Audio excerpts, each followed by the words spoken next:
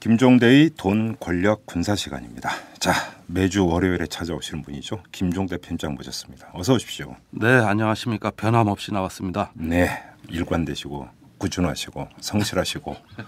네, 예, 네. 장성택은 결국 실각이 확인이 됐대요 보니까. 그렇죠. 예, 네. 실각 자체는 분명한 사실이고요. 그러니까 뭐 조선중앙통신에서 보도를 했으니까. 네, 그렇습니다. 예. 굉장히 저는 사실은 좀 놀랐어요. 그 모양이라든가 이유, 양상 상당히 놀랍습니다. 북한이 과연 어디로 가고 있는지. 그러게요. 예. 좀 그게 이제 촉각을 곤두세워야 되는 포인트고 사실은. 네, 그렇습니다. 옛말에 참 권력은 자식하고도 안 나눈다고 하더니 그 말이 또 맞는 것 같아요. 우리 조선시대 보면 훈구 대신하고 외척하고 500년간 밤낮 싸웠어요. 그렇죠. 네. 자, 그건 그렇고 오늘 네. 어떤 얘기로 갈까요? 글쎄 이제 이 장성택 실각 문제도 그렇습니다만 이게 사실은 이제 북한 문제가 굉장히 우리의 어떤 그 일상적인 어떤 생활 또 어떤 그 정치 여러 가지 어떤 사회 각 분야에 미치는 어떤 영향이 과거와는 양상이 다르게 상당히 어떤 그 체계적이고 일상적이다. 소위 말하는 종북 프레임 논쟁입니다. 네.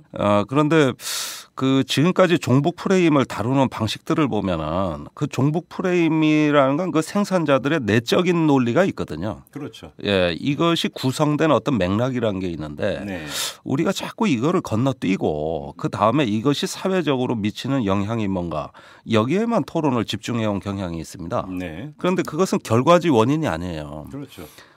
그렇다면 우리가 그 결과 효과를 알기에 앞서서 도대체 이 종북 프레임의 생산자는 누군가, 소비자는 누군가, 이걸 또 활용하는 사람은 누군가, 이런 어떤 그 내적인 메커니즘에 조금 더 주목을 해야 되는데 이 점이 그동안 좀 소홀했던 것 같습니다. 생산자. 예. 생산자가 누굽니까?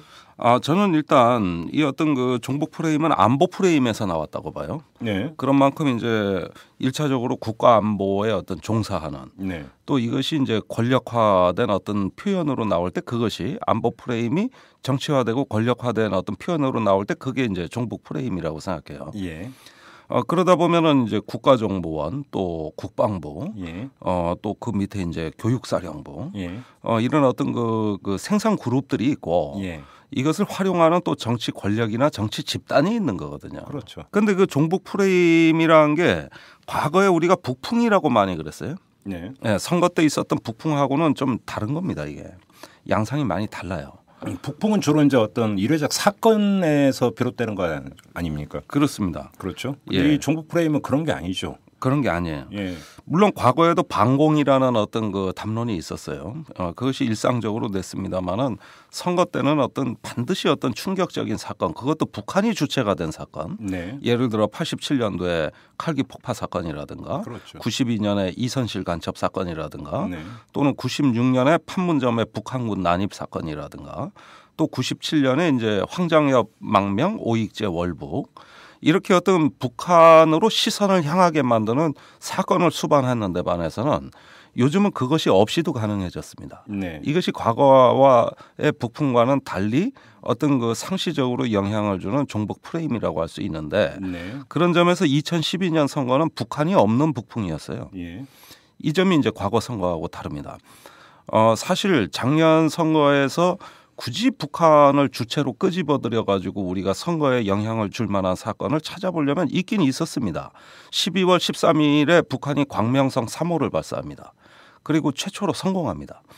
이게 세 번째 그 발사에서 성공했는데 이거는 한반도의 어떤 스푸트니크 충격이라고 할 만한 사건이었어요. 네. 과거에 이제 소련이 세계에서 최초로 유인 우주선을 발사함으로써 미국이 큰 충격에 빠지지 않습니까?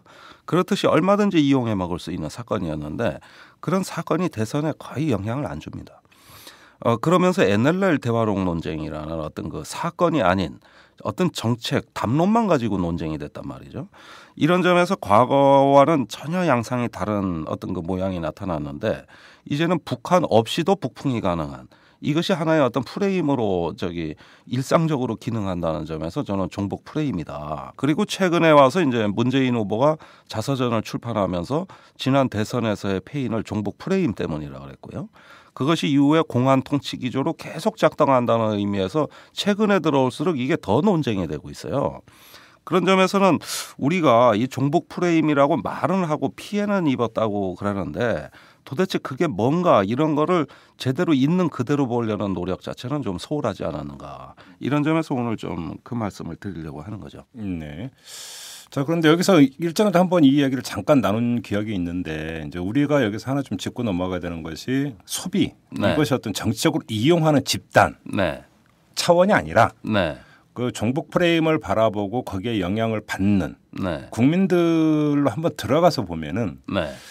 자, 이 종북 프레임이 안보 담론에서부터 비롯됐다고 말씀하시지 않았습니까? 네. 결국은 그 얘기는 뭐냐면 안보에 대한 불안증, 네. 그죠? 네. 여기에서부터 이제 그 기초한다고 봐야 될 것 같은데. 그렇습니다. 예. 그런데 이것을 그러면 안보에 대한 불안증, 위기 의식, 예. 그래서 종북에 대한 어떤 경계심, 네. 그리고 그것이 정치적인 성향이나 이런 것으로 연결이 되는 이 일련의 메커니즘이. 예.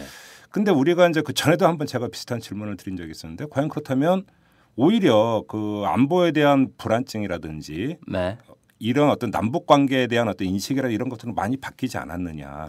그럼에도 불구하고 그것이 먹히는 이유가 어디에 있는 것이냐. 그렇죠. 이것이 그러니까 사실은 그러면 이른바 장년층 이상이 네.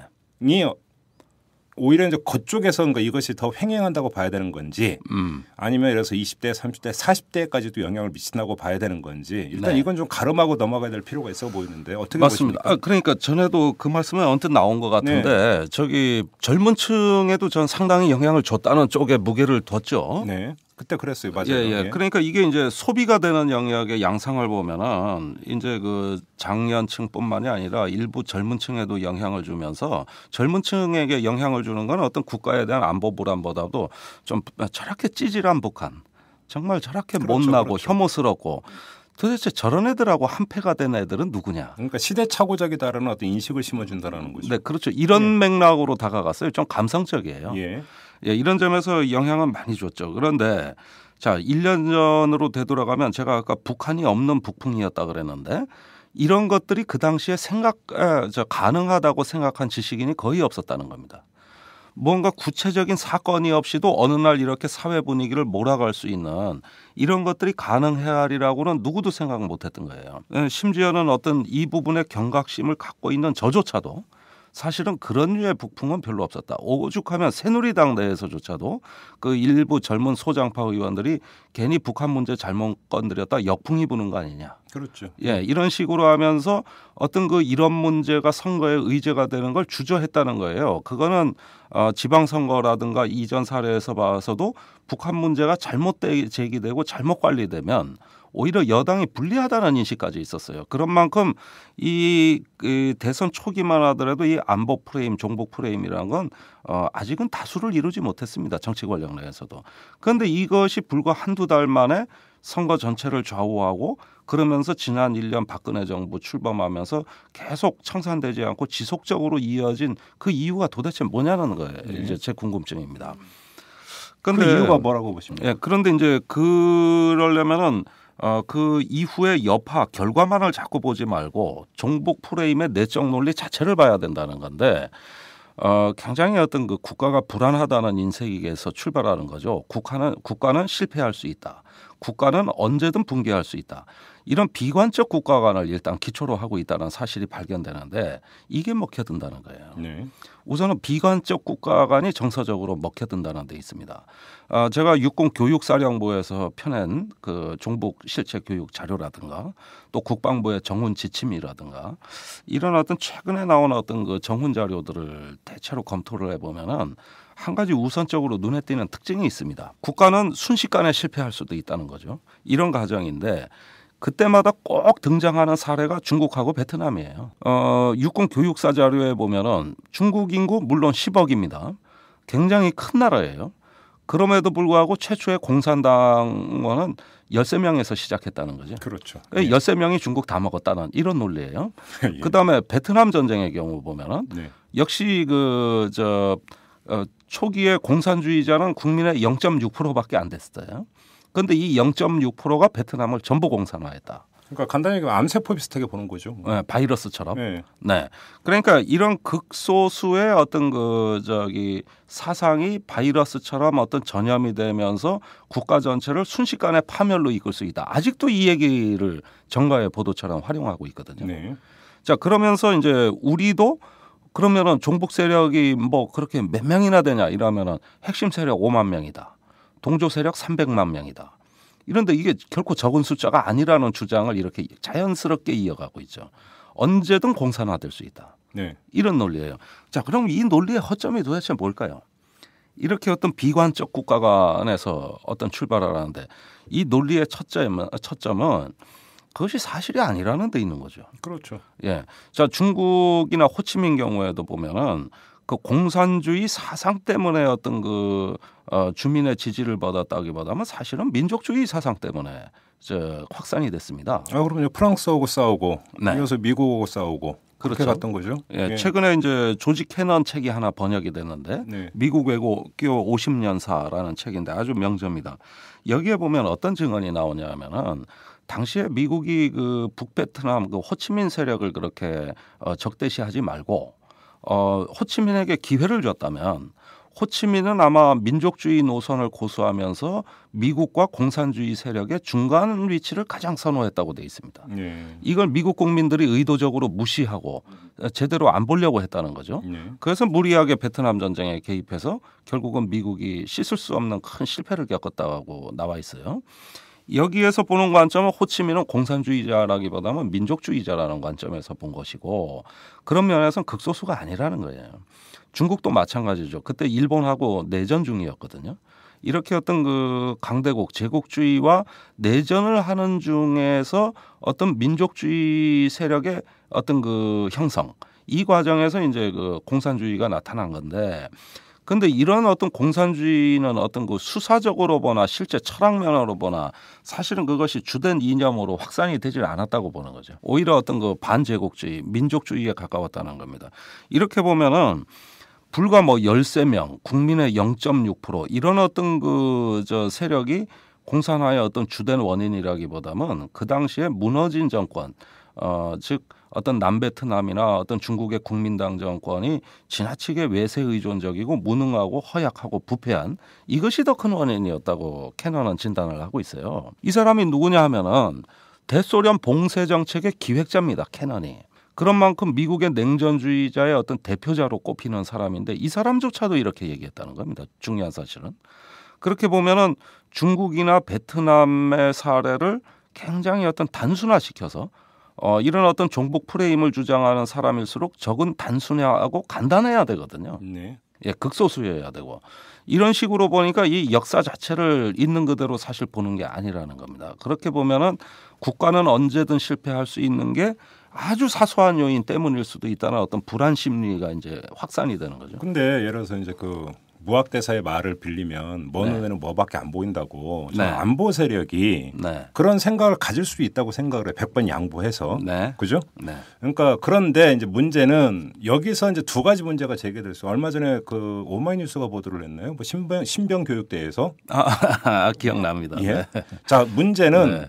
그런 그 기획 네. 내지 그런 발상이 대한민국의 신체 건강한 남성은 전부 다 군대를 갔다 와야 되는 것 아니겠습니까? 네. 여기서 어떤 식으로 하면 이것이 정훈 교육이라고 해야 되나요? 네. 이게 이루어지느냐 이 부분이 있는 것 아니겠습니까? 그렇습니다. 예.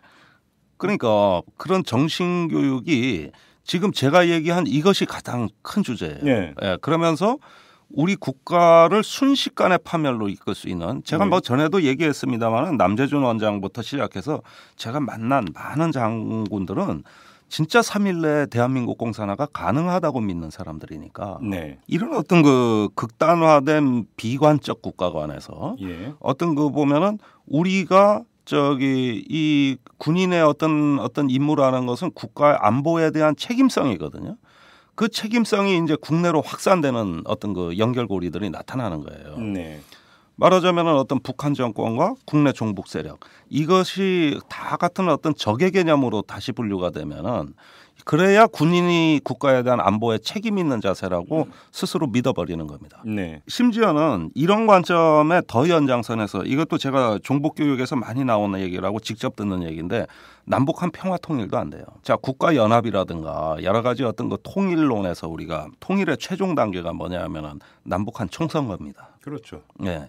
자유선거에 의해서 한반도에 이제 단일 정부를 수립하는 건데 이것도 안 된다고 봐요. 왜냐? 북한은 유일 땅이고 남한은 다당제예요.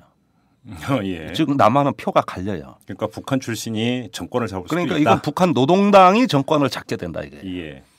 자, 여기까지 이제 나가는데, 예. 자, 모든 것이 안 되는 쪽으로만 생각하는 거죠. 예. 그런데 여기에서 이제 두 번째 특징이 나타나는 건데, 이 사람들의 한결같은 불안감의 원천, 또 다른 원천은 민주주의 체제는 전체주의 체제에 대해서 대결해서 불리하다고 보는 관점입니다. 네. 민주주의 체제는 적에게 너무 관대하고 의견이 갈라지고 질서와 규율이 없다라는 거죠. 그렇죠. 그들이 보기에는. 예. 맞습니다.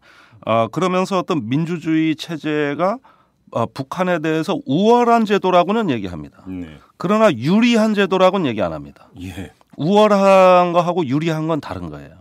그러니까 우리가 우월한 제도를 갖고 있으나 그 우월한 제도가 그 북한의 전체주의에 대해서는 오히려 불리해진다는 거죠. 그래서 우월감과 열등감하고 유리함과하고 불리한 건 다른 거거든요. 불리하다는 확실한 인식이에요. 자, 그렇게 보면 미국의 많은 신보수주의자들이 그 가졌던 어떤 그 주된 불안감을 한국이 수입한 거라고 할 수 있는데 냉전 시대 어떤 그 소련에 대한 봉쇄 정책론자들이나 현대에 와서 미국의 신보수주의자들은 항상 민주주의 체제는 나약하고 더덥고 번거롭고 소란스럽고 그렇기 때문에 전체주의와의 대결에서 항상 불리하다는 인식이 많이 표출됩니다. 일찍이 키신저도 공산주의자들은 긴장이란 무기를 잘 활용한다. 이러면서 대외 정책에서는 오히려 민주주의가 불리하다는 견해를 여러 차례 표방했어요. 자, 그런 점에서 보면은 민주주의의 지도자들은 어떤 그 전체주의의 공포감을 수시로 조장해야 됩니다. 그러지 않으면 이 불리함을 만회할 길이 없어요. 이게 두 번째 특징이라는 거죠. 거기에다가 이제 이런 것이 세 번째 특징인 어떤 그 조직 문화에서 나오는 건데 군대가 갖고 있는 인간관이 역시 또 부정적 인간관이란 말이죠. 인간은 나약하고 더덥고 힘없고 공포에 약하고 이런 것들을 보완하고 극복하는 방법은 군대라는 조직의 힘으로써 이걸 보완한다는 거거든요. 네. 여기에서 이제 하나의 어떤 그 오랫동안 형성된 어떤 그 사고의 습성, 인간관이 나타나는데 그 군대라는 조직에 집단적으로 엄한 규율이라든가 여러 가지 어떤 일종의 어떤 규율, 나름대로 신조 이런 것들은 뭐냐면은 더덥고 나약한 인간을 강하게 조직하기 위해서 필요한 거거든요. 네. 그런데 민주주의란 국가는 약해요. 그러면 필요에 따라서 경우에 따라서는 어떤 북한에 대한 공포가 적절히 강조됨으로써 어떤 국민들의 어떤 그 나약하고 덧없는 부족한 부분을 강하게 조직할 수 있다. 이게 뭐냐 하면 안보 의식이라고 말하는 겁니다. 그래서 국민 안보 의식이 해이해졌다. 이런 표현을 자주 쓰거든요. 사실 상당히 시건방진 표현입니다만은 이런 표현이 구사될 수 있는 건 뭐냐 하면은 민주주의의 약점을 보완한다는 관점입니다. 이게. 그럼으로써 안보 관해 확산이라는 것은 민주주의의 본질적 약점을 다시 집단적 힘으로 강하게 조직화해주는 이것에 있는 거기 때문에 여기에는 대단한 도덕적 사명감을 깔고 있어요.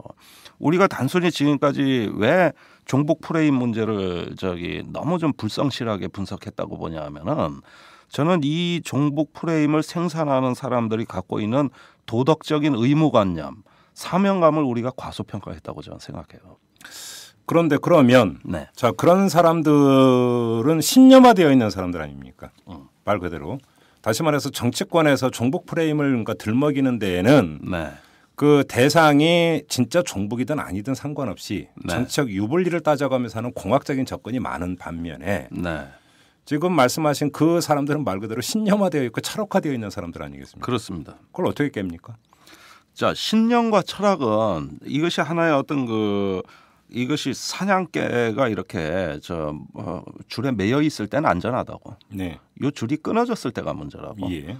이것을 생각 자체를 바꾼다는 건 저는 욕심이라고 봐요. 그러니까 제가 봐도 네. 어려울 것 같아서 드리는 질문이에요. 네. 예. 그런데 민주주의 사회에서 이것이 관리되는 방식은 적절한 통제입니다. 네. 예, 그 어떤 군인은 직업적 편견을 갖고 있어요. 그러니까 문민 통제로 가야 된다는 겁니까? 아, 그렇죠. 이거는 사회적으로 통제되는 기제입니다. 네. 그러니까 외국의 경우에 보면은 어떤 그 정치 권력이 어떤 그 군 출신이 아니라 민간인을 대리인으로 에이전트로 내세워 가지고 어떤 이러한 조직의 직업적 편견을 관리하고 통제할 수 있는 많은 규범과 제도가 발전해 있어요. 네. 그런 점에서 한국이 굉장히 미성숙했다는 게 문제입니다. 네. 사실 우리는 군국주의와 민주주의의 중간쯤 되는 형태의 군사제도를 갖고 있는 나라라고 전에 한번 말씀드린 적이 있어요. 그건 뭐냐면은 이것을 적절히 통제하는 그 끈이 느슨한 거죠. 그러다 보면은 결국은 그 하나의 어떤 그 특정한 어떤 공간 내에서 갇혀 있어야 될 사항이 외부로 무분별하게 이것이 확산이 되기 시작하는데 이게 군사적 기제입니다. 네.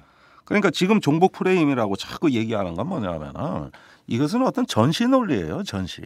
전쟁의 논리거든요. 근데 문민 통제가 이루어지는 게 아니라 지금 박근혜 정권 출범 이후에는 오히려 그런 사람들이 지금 정권의 요직에 포진해 있는 거 오히려 더 다수로 지금 배치돼 있는 게 문제 아닙니까?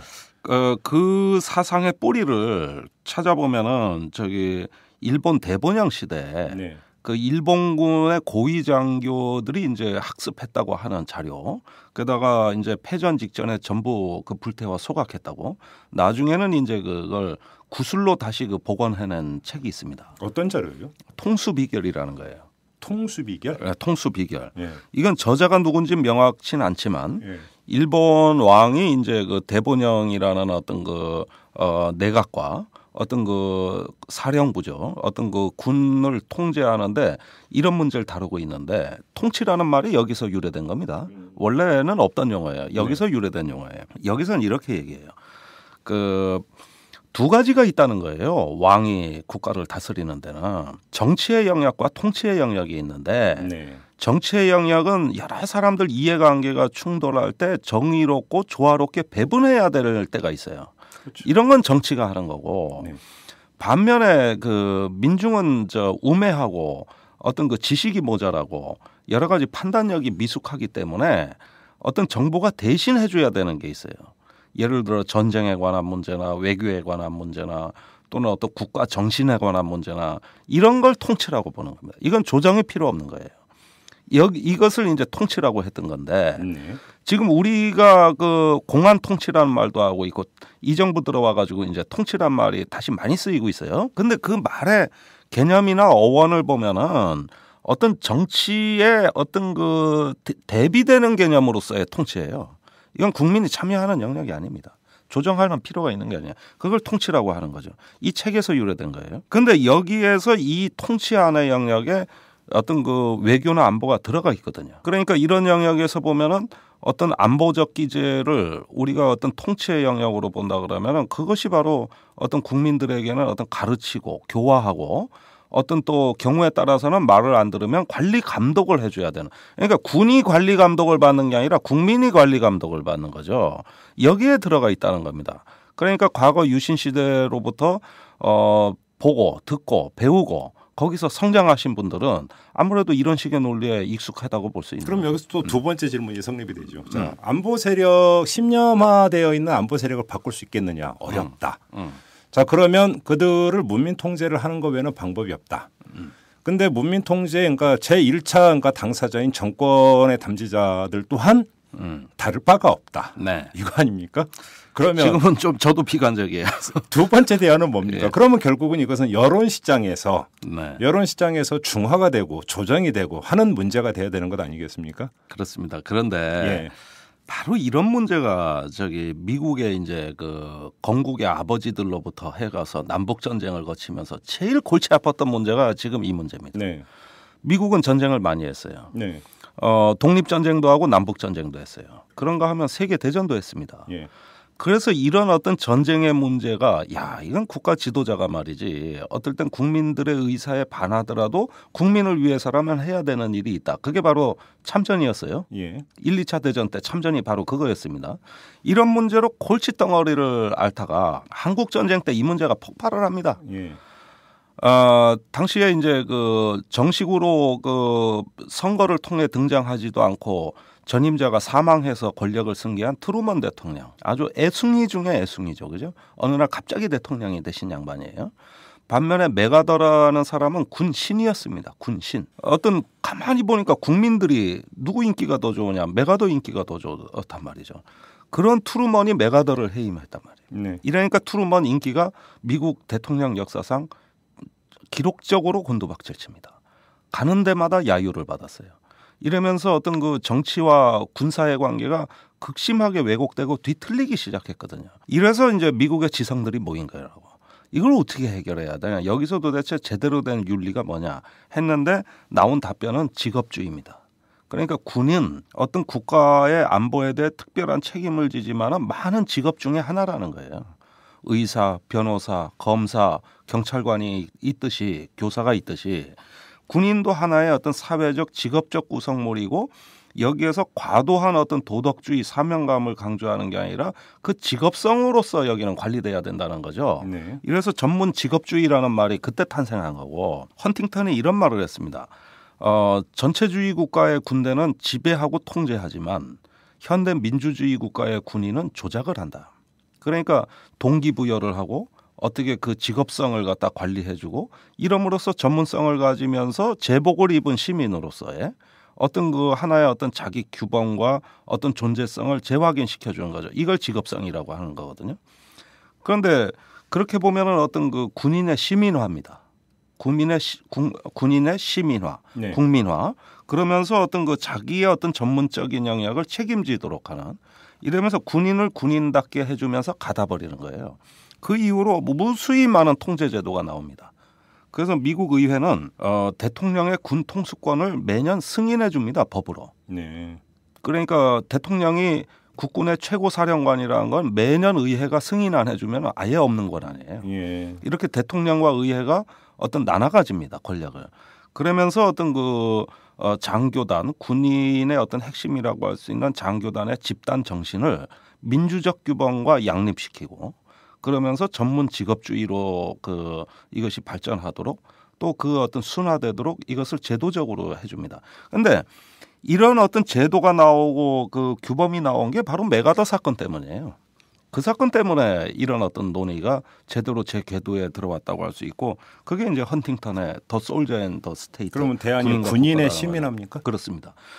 반대로 통치의 담론이라고 한다면은 시민의 군인합니다. 네. 예, 그것이 이제 과거 유신 시대의 특징이라고 할 수 있죠. 그렇죠. 예, 그러니까 종북 프레임이라는 것이 지금은 우파의 사회적 운동으로서 이게 확산이 돼 있고 그 진원지 생산자는 원래 안보 집단이라고 제가 말씀드렸어요.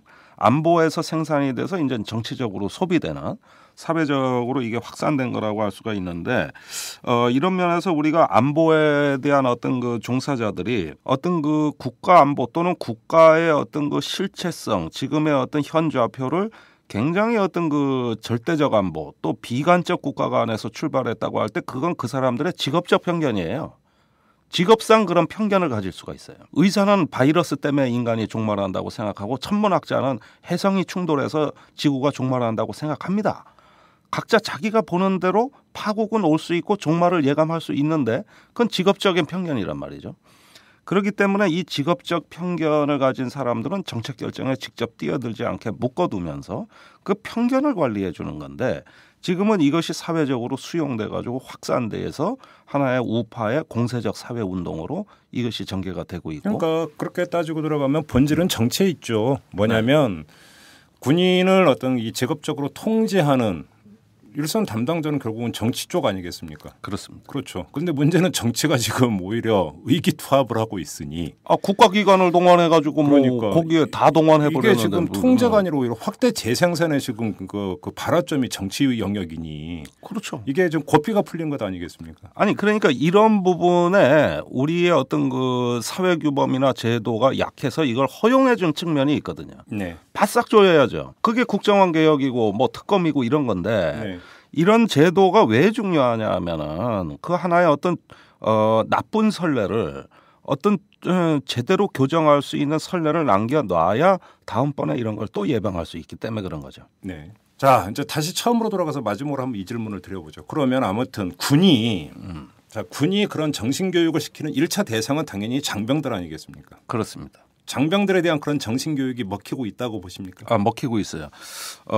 어떻게 보면 군대라는 조직이 네. 어떤 그 복종과 규율을 전제로 하는 한 네. 어떤 내면적으로 이걸 수용할 수밖에 없는 기제가 작동합니다. 네. 아무리 사상의 양심의 자유를 말한다 할지라도 예. 이 조직을 부인할 수는 없거든요. 거기에 몸담은 이상. 예. 그럼 상당수의 많은 사람들이 거기에 수용될 수밖에 없는 거죠.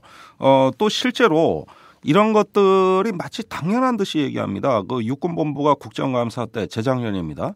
그 국회에 낸 업무 보고에 뭐라고 써 있냐면은 사회에서 오염된 장병을 다시 어떤 그 제대로 된 국가관을 주입하는, 주입이란 표현을 써요. 국민교육 도장이 군대라고 규정돼 있습니다. 이게 정신교육이라고 돼 있어요. 그리고 계속 하겠다는 겁니다. 국민을 상대로도 앞으로 심리전 계속 하겠다는 겁니다. 왜 그러냐? 자기들이 어떤 국민들의 어떤 그 오염된 사상을 바로잡는 하나의 재판관이자 나름대로 어떤 그 심판관이라는 얘기죠. 누가 그런 특권을 부여해 줬냐? 자기들 스스로 부여했습니다. 아무도 그런 특권을 부여해 준 적 없지만은 그렇게 얘기를 하고 대외 문서에도 이걸 표방하고 있다는 거예요. 네. 근데 이거는 대단히 어떤 그 특권적인 발상이고 월권이거든요. 누가 그렇게 허용해 줬다는 거죠. 군인 복무 규율에 있냐, 국군 조직법에 있냐. 근데 지금 그게 이제 그래서 군 당국의 그런 의도를 갖고 있는 거 그 측면이 아니라 그런 의도를 가지고 국군 장병들을 대상으로 정신 교육을 한 결과 네. 자, 그러면 국군 장병들이나 이제 군에서 갓 제대한 그런 20대 초반이 되겠죠. 아무래도 평균적으로 따지면. 네. 자, 20대 전반의 나이대가 될 텐데 과연 그렇다면 그런 젊은 층이 그 영향을 받았는가? 제가 왜 이걸 여쭤보냐면 네. 각종 선거 결과를 이렇게 분석을 해보면 20대 이제 그 투표율을 보면은 20대하고 30대는 전반 후반 이렇게 나눠서 투표를 집계를 하고 네. 지난 대선 때를 그래서 20대 전반의 투표율이 20대 후반보다 높아요. 네. 왜냐하면 이제 군에서 부재자 투표를 하기 때문에. 네. 그러니까 이건 아주 뭐 전통적으로 내려오는 데이터인데 근데 지난 대선 때의 어떤 20대에서의 박근혜 문재인 그 지지율을 보더라도 네. 오히려 이제 평균을 상회하는 예를 들어서 문재인 지지율이 나온다. 이런 것들 물론 이건 아주 러프한 너무나 큰 데이터이긴 하지만 네. 미세한 데이터는 아니죠. 네. 근데 뭐 그렇다고 국군 장병을 대상으로 여론조사를 할 수 없는 거니까. 그건 그렇죠. 아니 부재자 선거에서 나와요. 예. 대체로 부재자 투표는 따로 공표가 되니까. 그러니까 보통 이제 그 개표 처음에 이제 부재자 투표부터 이제 개표를 네, 맞습니다. 하니까. 예. 근데 거기서 그렇다고 쏠림 현상이 있는 거냐? 예. 또 꼭 그렇게 보기 힘든 측면이 있어서 여쭤보는 거예요. 그거는 제가 단정적으로는 말씀을 못 드려요. 또 저도 이제 선거 전문가는 아니니까. 네. 그러나 이제 우리는 항상 군을 바라보고 저는 그 취재를 하는 언론인 아닙니까, 네. 제가.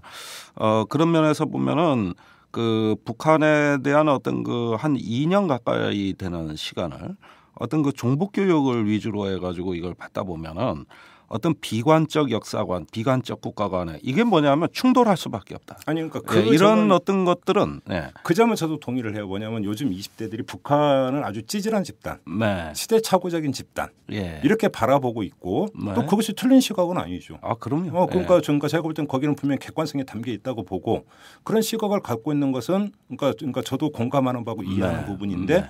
그것이 그런 시각을 갖고 있다고 지금 20대가 종북 프레임에 취약하다라고 예. 볼 수 있느냐.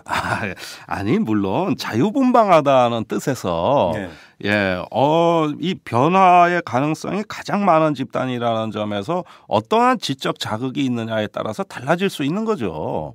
그런데 이제 가장 중요한 시기를 군에서 보냈다는 데서 일정 정도 영향이 있을 거라는 추정입니다.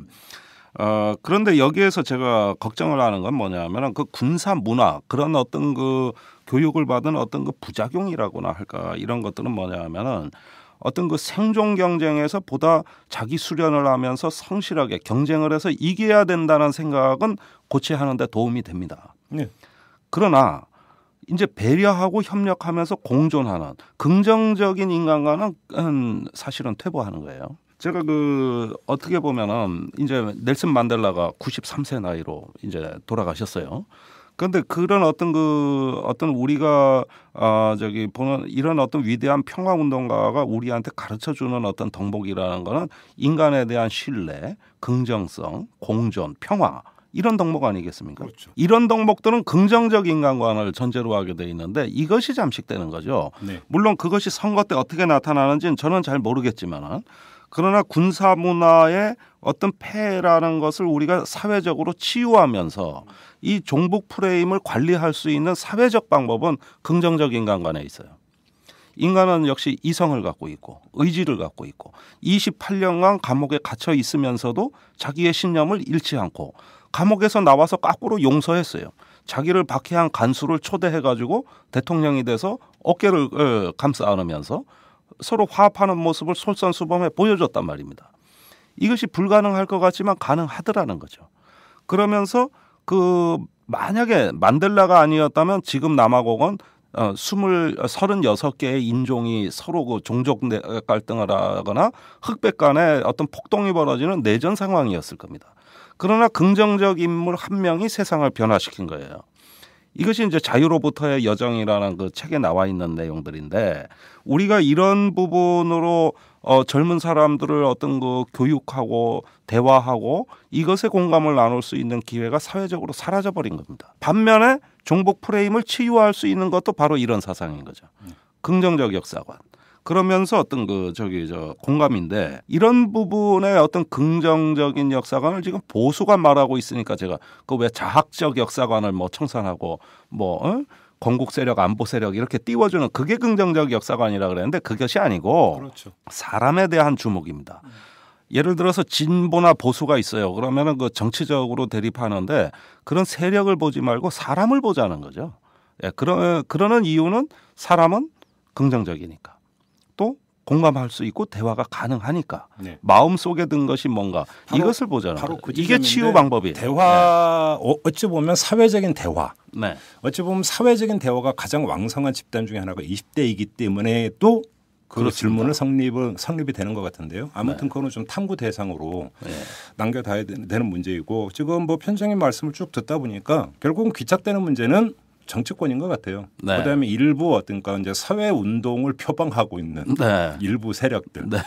그들이 오히려 이것을 그러니까 정치적 기제를 가지고 증폭시키고 있는 것. 그렇죠. 이것에 네. 대해서 제동을 걸 수 있느냐 없느냐. 네. 이것이 제가 볼 때는 제일 키인 것 같습니다. 예, 덧불어서 이제 나중에 우리가 최종적으로 정치적인 승리를 하는 어떤 그 정파는 상대편까지 포용할 수 있는 정치 세력이 전 마지막에 이긴다고 봐요. 네. 지금 사회통합, 국민통합이란 말이 아예 사라졌어요.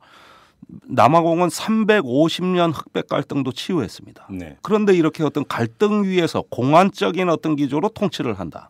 이런 어떤 기조 자체는 매우 부끄러운 현상입니다. 동의합니다. 오늘 나하고 잘 맞네. 이런 적이 별로 없었는데. 뭐 왜 또 이런 적이 없어? 많았지. 아, 그랬나? 예. 예. 자, 오늘은 여기까지 하도록 하죠. 예, 수고하셨습니다. 네.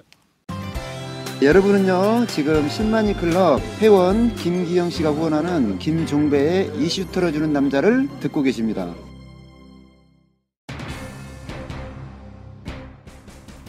네, 오늘 방송을 시작하면서 이 말미에 특별하게 고지 말씀드릴 게 있다고 전해드린 바가 있는데요. 자, 그걸 지금부터 말씀을 드리도록 하겠습니다. 자, 이탈남이 지난해 1월 2일에 출범을 해서 2년 동안 쉼 없이 달려왔는데요. 어느덧 오는 31일로 500회를 맞습니다. 비록 능력은 모자라지만 성실함 하나로 내달려온 기간이었다. 이렇게 생각을 하는데요. 다른 한편으로는 갈무리와 함께 새로운 모색이 필요한 전환점이기도 한 것 같습니다. 자, 이런 판단에 따라서 오는 31일 500회 방송을 끝으로 제가 진행하는 이탈남은 시즌2로 막을 내리기로 했습니다. 오마이뉴스가 이 새로운 기획으로 새로운 방송을 제작하기로 했고 저도 이에 동의해서 내린 결정입니다. 이 종방을 목전에 두고 급작스럽게 고별 인사를 드리는 건 도리가 아닌 것 같아서 이렇게 미리 고지 말씀을 드리는 겁니다. 애청자 여러분의 이해와 양해 부탁드리겠습니다. 저는 이 남은 기간 동안 유종의 미를 거두기 위해서 최선을 다하도록 하고요. 고별 인사는 이 500회 방송 때 드리도록 하겠습니다. 여러분 고맙습니다. 내일 뵙겠습니다.